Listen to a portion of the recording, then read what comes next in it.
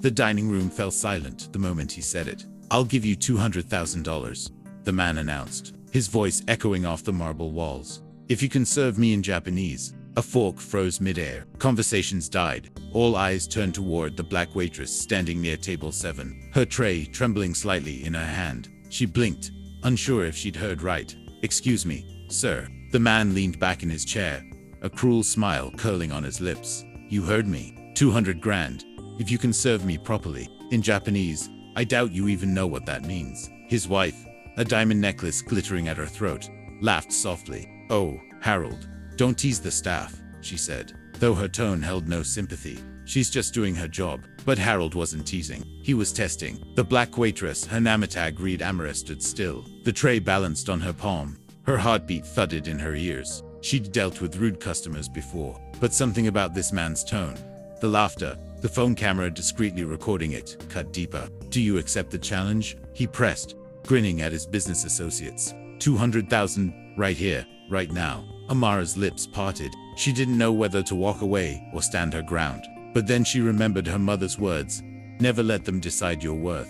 She straightened her posture. "What would you like to order, sir?" she asked, her voice calm. He smirked. In Japanese, the table erupted in quiet laughter. One of his friends whispered, "This should be good." For a long, tense moment, Amara said nothing. Then, softly, she placed her tray on the table beside her, folded her hands neatly in front of her, and said, "Okyakusama, nani o meshiagarimasu ka?" "Okiku-sama, nani o meshiagarimasu ka?" "Sir, what would you like to have?" The laughter stopped.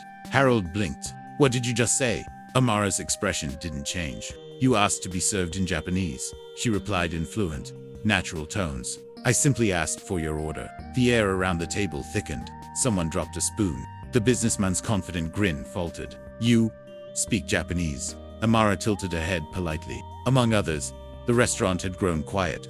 Every waiter and diner now pretending not to stare. Amara kept her posture perfect, her voice soft but steady. "Would you like me to continue in Japanese, or shall we switch to English?" Harold's face flushed, part embarrassment, part disbelief. "You memorized a phrase off Google," he said quickly, waving his hand. "Anyone can do that." Amara didn't react. Instead, she glanced down at his glass of red wine and said, "Wain o otanashimi kudasai. Desu ga okyakusama, skoshi koborete imasu.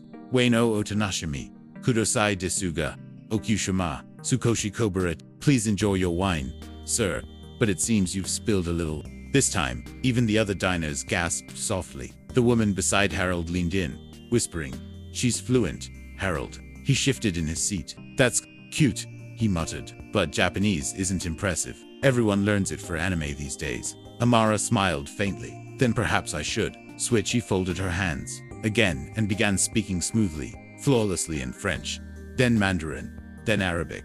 Each language rolled off her tongue like water. By the time she reached the 9th German, the entire room had stopped pretending not to listen. She finally stopped, bowed slightly, and asked, "Will that be all, sir?" Harold's jaw clenched. "What are you, some kind of language robot?" Amara shook her head. "Just a woman who listens. Every table tells a story in its own language. I learned to hear them." The line hit harder than any insult could. The wife's smirk faded. Her husband's face turned pale. Amara quietly poured his wine, then turned to leave. But before she could step away, he called out, "Wait."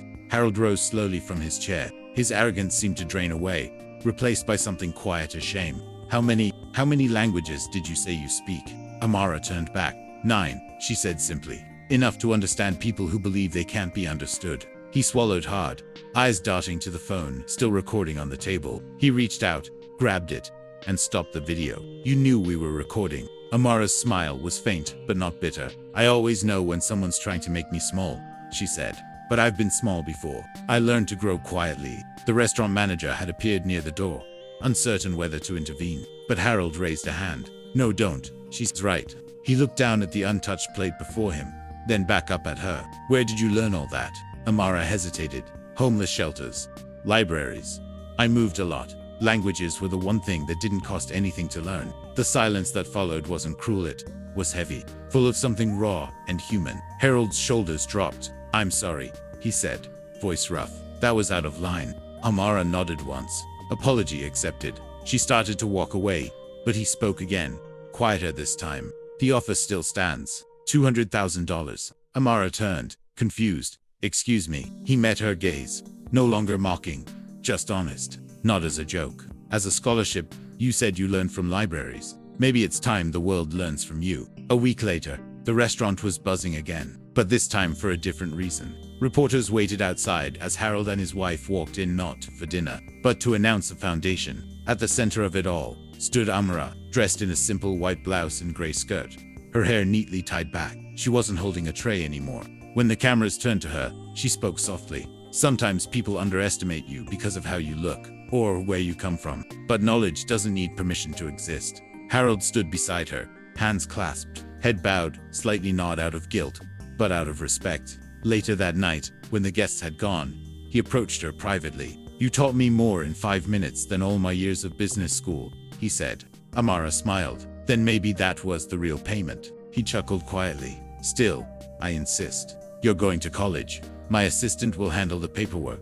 As he left, Amara stood near the window, watching the city lights blur against the rain. For the first time in years, she didn't feel invisible. Because sometimes, justice doesn't come with anger, it comes with understanding. We all speak different languages, she thought, but the kindest one is respect.